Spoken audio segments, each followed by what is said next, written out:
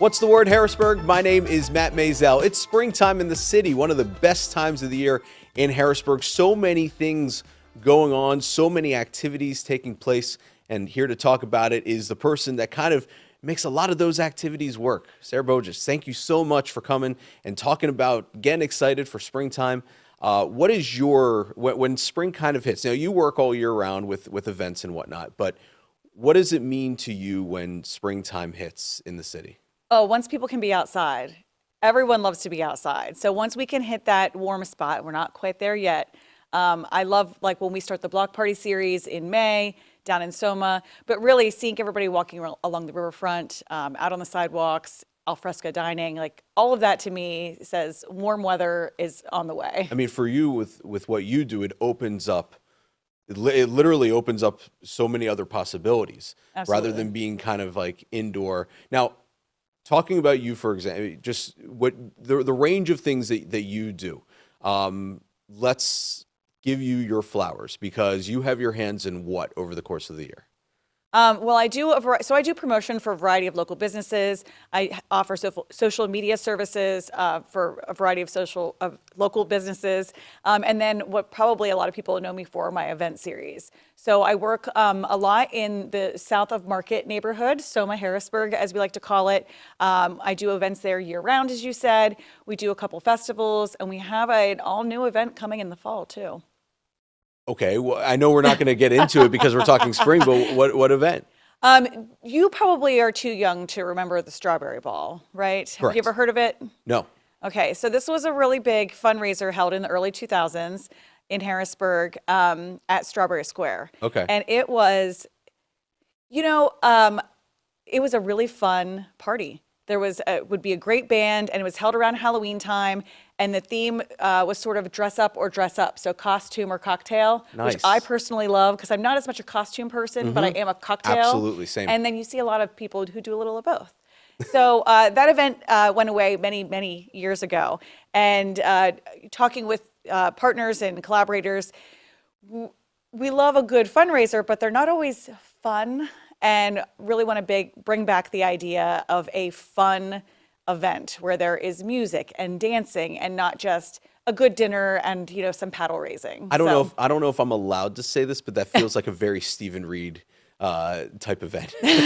All right, so and also you have your hand in all of the music series, XL Live, Yes. and the summer concert series in Riverfront Park, which has Yes. been so huge over the last couple of years. You and another favorite guest of ours, Frank Schofield. That is about to pick up, and I know another time, another place, we'll get into that. Not now necessarily, but that as well. I mean, you are just a fan of music, and being yes. able to bring a lot of these acts. You've got Guster coming up next week, March 27th. What is that kind of to be able to kind of marry your love of music with your profession? That has to be like goals for everyone. Oh, absolutely. When I started working with Frank about, a year and a half ago now, I didn't know exactly what I was getting myself into, but I absolutely fell in love with it. Anyone know what they're getting themselves into when they deal with Frank? Probably not. No.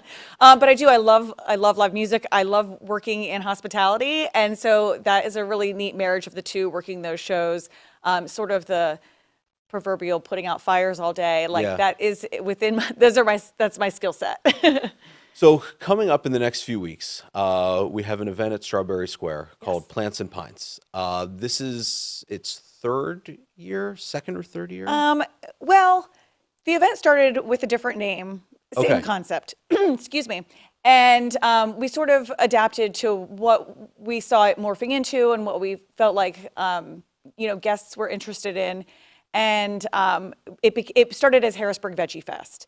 The idea ultimately being to marry the concept of craft beer and fun and a vegetarian or vegan lifestyle. We saw that as a trend. We saw that more and more local restaurants were paying attention to the needs and desires of their customers and wanting to do that. And we wanted to have a place where people could come and taste those things from people and learn about other vendors where they might find those things. But it's not strictly for vegans or vegetarians. Anybody that sort of has like a wellness interest or eco-conscious, sustainability, all of those things sort of come together in this. A lot of our vendors are vegan food purveyors, but we also have a variety of different pints, as I was calling it, vendors, beer, local rum, a juice bar, that sort of thing. And then there's also like this wellness factor. We've in the past have had yoga studios there, and we have some really neat things lined up for this year too. I know when I went 2 years ago, it was my first time kind of experiencing it.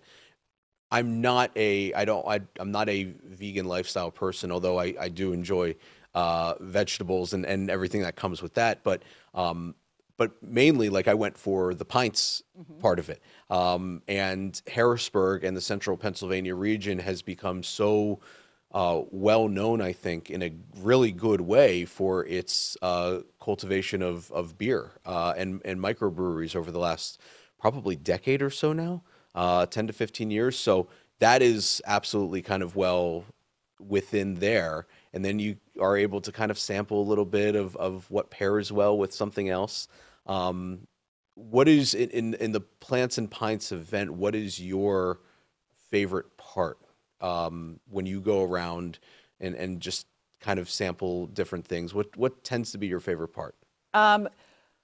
I don't know that I can say that I have one particular favorite vendor or part. I really enjoy the mix and seeing people get excited about how you can see these different things in one place. So the year that you attended, the last time we did the event, we had it was almost like a mini farmer's market row. Yes. So we had, in fact, I guess I could say that might have been my favorite part. Or we had another part, we had a number of houseplant vendors.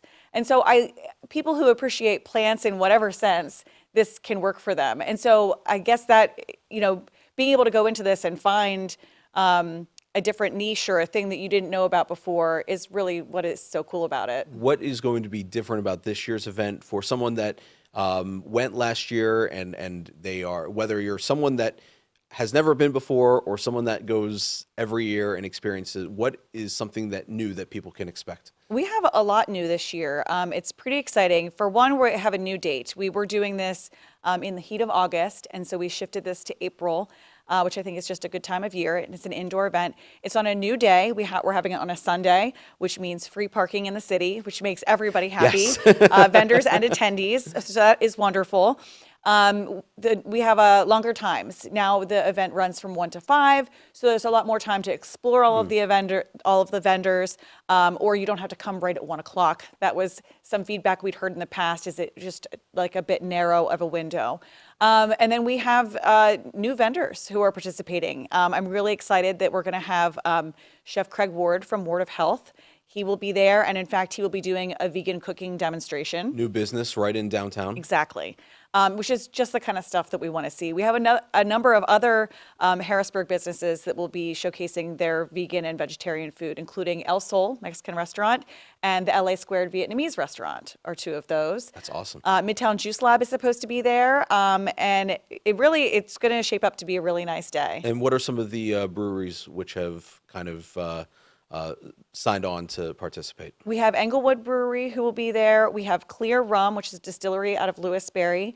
I'm going to use my cheat sheet here to tell you. No problem. Oh, Hempster Seltzer. They're based out of Lancaster. That's a hemp-based, yep. Right? I'm very excited about them. And Plowman Cider. I feel like, and this is my years of being a reporter and doing countless stories on hemp products, this isn't a drink that's going to get you high. Like, no, that's not what hemp is. Right. This is something that, well, I'll let you kind of explain what Hempster Seltzers is. Well, they do have THC in their product, so that is a perk. But it is a low, right. It's a sessionable, like you're not going to be walking around Plants and Pints stoned. You would have to drink the entire... a lot. Yeah, you'd have to drink a lot. And that's the thing with hemp, is the hemp that's used in food products and jewelry, bracelets, material, things like that. That is such a small trace amount that it doesn't even do anything. It should just be like chill and calm. Yeah, right. Yeah. Exactly. No, it's good in that regard, and it's totally safe and legal. That's the other thing. No one's breaking any laws here. We can get into that side of thing another time. Yeah, that seems like a different episode. That's a totally different episode. All right, so April 14th. Yes. Sunday, April 14th, 1 to 5, Strawberry Square, Plants and Pints. Yes. So tickets are available. One of the big things that I neglected to talk about yet about this event is it is also serves as a fundraiser for our friends at Downtown Daily Bread. And I know you are very Yes. familiar with Downtown Daily Bread. They basically try to feed and serve Harrisburg's unhoused. They do amazing, amazing work.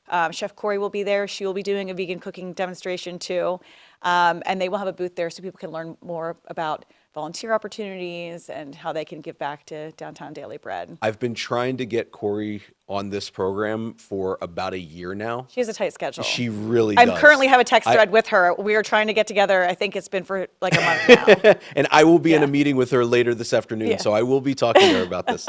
But no, that's awesome. And it's at Strawberry Square. And the last time I was at Strawberry Square, one of the things that I noticed was the giant clock box Yes. there was under construction. And you were telling me before we started here that, well, there's a reason part why it was under construction. And we're actually going to be utilizing that for an event pretty soon. Yes, what a wonderful segue.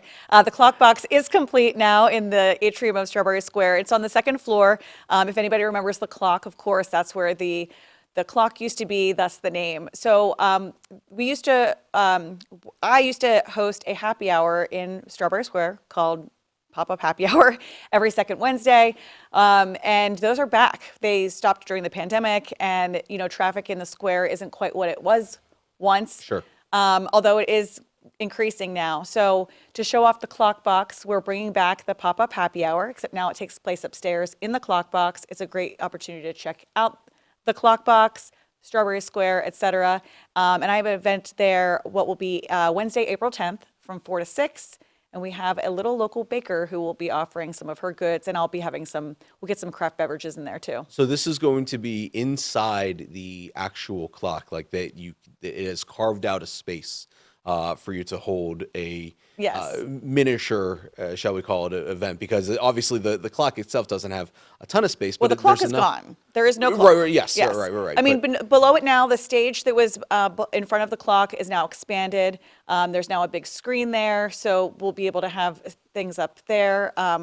And above that, you're right, is where that is. It is a petite space. It's like a studio apartment living room. Yes, yes, it is like that. It would be great to host like a small board meeting, cocktail hour. You could, reserve that room for a number of different business purposes or probably Yeah. social purposes as well.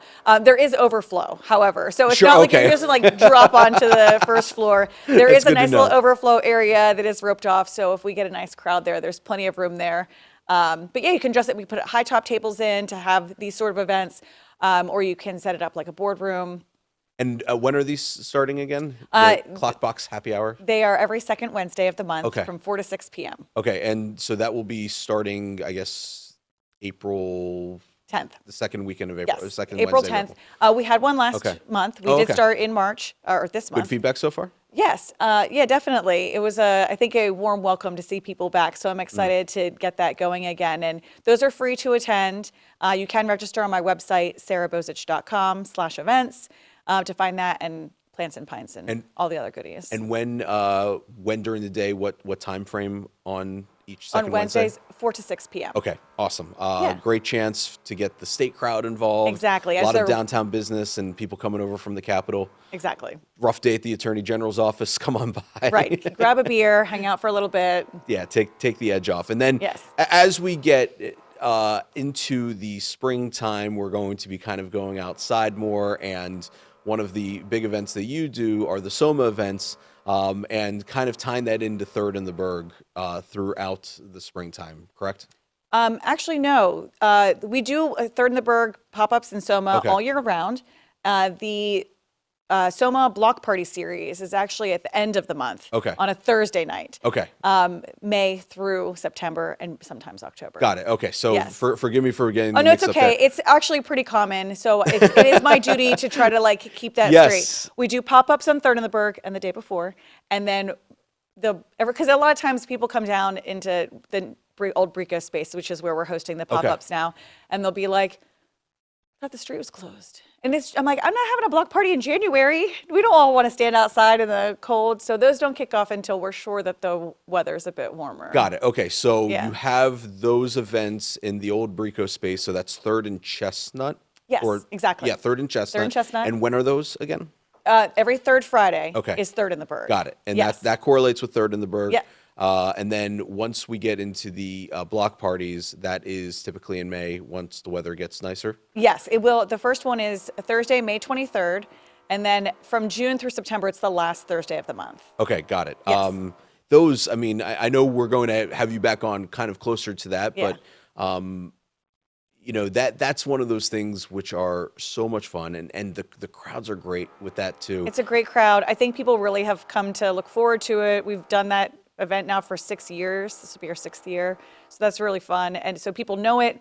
They know where to find us, and people come down and have a great time. You can bring your family. It's family friendly. I wanted to wait until we kind of got to the wrap up part of this to apologize. I don't know if anyone can hear on these microphones the construction that is taking place above us right now, but clearly someone's going hard with the power drill. That being said, it is kind of time to wrap up. So I did want to thank you for coming by and just kind of give you the final word of you know, what you're looking forward to the most and kind of the overall overarching aspect of now that we're in springtime and kind of people coming out of hibernation, so to speak, and taking part in what really is a beautiful time of year in Harrisburg. It's so funny because I really felt like this year I hibernated, and I was going to I was going to use that same terminology. I am excited to come out of hibernation with everybody else. I'm excited to just see people out enjoying themselves. I would say that this area seems to, and myself included, but if it rains, like people just want to stay home. If it's cold, you kind of just like would rather cozy up. I don't blame anybody. But when it's warm out, when springtime's here and we have, you know, nice longer days and warm sunshine, I'm excited to see the city, you know, come back alive, and just to see people down here is so invigorating to, you know, what we do, and it's I'm ready. Sara Bozich, thank you so much. Thank you. Plants and Pints coming up on April 14th. We've got the Clock Box Happy Hours at Strawberry Square every second Wednesday of the month, and also Third in the Burg pop-up events taking place at the old Brico place, Third and Chestnut. That's the third Friday of every month, and also the SoMa Block Parties will start Thursdays in May. Sara, thank you again. That is The Word Harrisburg. We look forward to seeing you out now that springtime is here in the city. Take care.